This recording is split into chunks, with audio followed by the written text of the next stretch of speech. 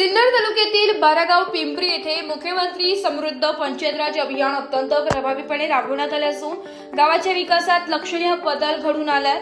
या गाव पातळीवरील पायाभूत सुविधांमध्ये आमूलाग्र सुधारणा होत बारागाव पिंपरी हे आदर्श गाव म्हणून पुढे येत आहे। गावात प्लास्टिक बंदीची काटेकोर अंमलबजावणी करण्यात आली आहे। प्लास्टिक पिशव्यांऐवजी ग्रामस्थांना कापडी पिशव्या वाटप करून जनजागृतीही करण्यात आली आहे। विशेष म्हणजे जलशुद्धीकरण केंद्रावर कापडी बॅग वेडिंग मशीन बसवून स्वच्छतेचा संदेश अधिक प्रभावीपणे पोहोचविण्यात आला। या उपक्रमांमुळे ग्रामस्थांमध्ये स्वच्छतेच्या सवयी रुजल्या असून कचरा व्यवस्थापनाचा प्रश्नही मार्गी लागलाय।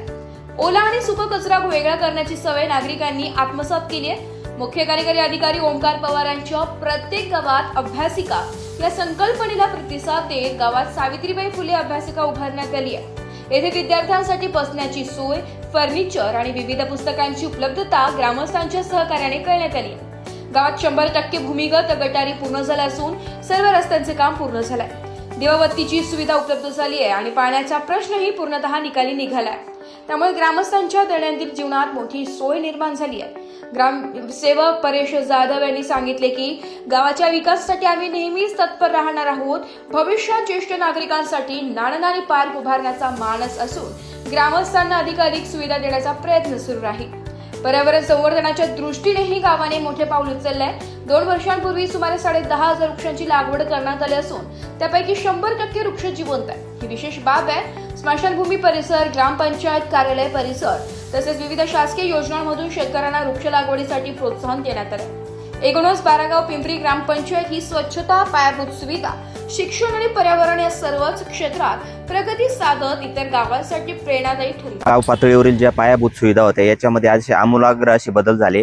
पर्यावरण संदर्भात जर बोलायचं झालं तर प्लॅस्टिक बंदी जो सध्या सर्वात मोठा भीषण प्रश्न या आपल्या सर्व देशाला आपण सामोरे जातो आणि या माध्यमातून आम्ही गावात प्लॅस्टिक बंदी केली आणि प्लॅस्टिक बंदीच्या जनजागृती म्हणून आम्ही गावात सर्व कुटुंबांना कापडी पिशव्यांचं वाटप केलं। किंबहुना आम्ही त्याच्याही पुढे जाऊन आमचं ज्या ठिकाणी जलशुद्धीकरण केंद्र आहे जिथं ग्रामस्थ दैनंदिन पाण्यासाठी येतात त्या ठिकाणी आम्ही कापडी बॅग वेंडिंग मशीन बसवलं आणि आम्ही 10 रुपयाला एक कापडी पिशवी तिथे ग्रामस्थांना उपलब्ध करून दिली। त्यामुळे अनेक प्रकारचे मोठे बदल या अभियानाच्या माध्यमातून निश्चित झाले। लोकांना स्वच्छतेच्या सवयी लागल्या। कचरा विलगीकरण सारखे जे भेडसावणारे प्रश्न आम्हाला होते त्याच्या देखील लोकांना सवयी लागल्या। आम्ही घरोघरी कचरा कुंड्यांचं, ओला आणि सुक्या कचऱ्याचं विलगीकरणाच्या लोकांना सवयी लावल्या।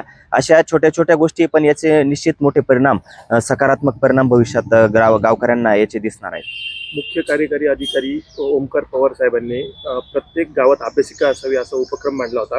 आपल्या गावात काय आहे सध्यास्थिती, काय सांगा? निश्चितच आमच्या जिल्हा परिषदचे आदरणीय मुख्य कार्यकारी अधिकारी श्री ओमकारजी पवार सर, त्याचप्रमाणे आमचे अतिरिक्त मुख्य कार्यकारी अधिकारी संगमनेरे मॅडम, आमच्या विभागाच्या प्रमुख आदरणीय डॉक्टर वर्षाजी फडवळ मॅडम, आमचे मार्गदर्शक गटविकास अधिकारी अशोक भवरी साहेब यांच्या मार्गदर्शनाने आम्ही गावात सावित्रीबाई फुले अभ्यासिकेची निर्मिती केली आणि त्यामध्ये आम्ही मुलांना बसण्यासाठी चेअर्स असतील किंवा जे प्राथमिक फर्निचर्स असतील त्याचप्रमाणे कपाट, शेल्फ असतील हे सर्व उपलब्ध केले। काही ग्रामस्थांनी आम्हाला पुस्तकं उपलब्ध करून दिली। त्यामुळे जे शहराच्या ठिकाणी मुलांना जावं लागत होतं त्याची ती हेळसांड नक्की थांबणार आहे आणि भविष्यात जे मुलं आहेत आत्ता नवीन जे स्पर्धा परीक्षेच्या युगामध्ये ग्रामीण भागात या सुविधा कमी होते आणि त्याचे निश्चित एकदम मोठे बदल या मुलांमध्ये होणार आहेत आणि त्यांना स्पर्धा परीक्षेसाठी एक चांगलं व्यासपीठ त्या ठिकाणी उपलब्ध झालेलं आहे। ग्रामपंचायतीच्या माध्यमातून अजून काही नवीन उपक्रम राबवण्याचा आपला मानस आहे का? हो, ग्रामपंचायतीमध्ये निश्चितच शेवटी विकास ही निरंतर चालणारी प्रक्रिया आहे, परंतु तरी देखील गाव पातळीवर जे ज्येष्ठ आणि वयोवृद्ध असतात यांच्यासाठी नाना पार्कचा आम्ही निश्चित या ठिकाणी प्रयत्न करणार आहोत। किंबहुना आम्ही ते एक टार्गेट ओरिएंटेड ते काम आम्ही घेतलेलं आहे। ग्रामस्थांना अधिकाधिक चांगल्या सुविधा आताच सुद्धा देतोय आणि भविष्यात देखील आम्ही त्या देण्याचा आमचा मानस आहे। पुढील काळात गाव अधिक समृद्ध करण्यासाठी प्राधान्याने कामं कोणते असणारे, काय सांगा? आता आम्ही खरं जर पाहिलं तर आता ज्या मूलभूत सुविधा आहेत गावामध्ये भूमिगत गटारी आमच्या 100% पूर्ण आहेत, रस्ते झालेले आहेत, दिवाबत्तीची सुविधा झालेली आहे, पाण्याच्या सुविधा झालेल्या आहेत। तर वृक्ष लागवडीकडे आमचा थोडा जास्त कल असणार आहे। या माध्यमातून आम्ही यापूर्वी 2 वर्षापूर्वी सेड ट्रीज संस्थेच्या माध्यमातून जवळपास 10,500 वृक्ष लागवड केली आणि सांगायला आनंद वाटतो की 100% वृक्ष जगले आणि या वर्षी देखील या माध्यमातून आम्ही स्मशानभूमी परिसर असेल, आमच्या ग्रामपंचायत कार्यालय परिसर असेल किंवा काही शासनाच्या योजनांच्या माध्यमातून शेतकऱ्यांना आम्ही मोठ्या प्रमाणावर वृक्ष लागवडीसाठी एक चांगली प्रेरणा देऊन आणि आम्ही देखील त्या कार्यामध्ये सहभागी झालेलो आहोत। घरकुलाचा देखील मुख्य प्रश्न आहे, तो देखील आपण सोडवला आहे, त्याबद्दल काय सांगा? घरकुलांच्या बाबतीत जर बोललं, माझ्या गावाच्या बाबतीत बोललं तर आमच्या गावात जवळपास सर्व घरकुलं पूर्ण होते.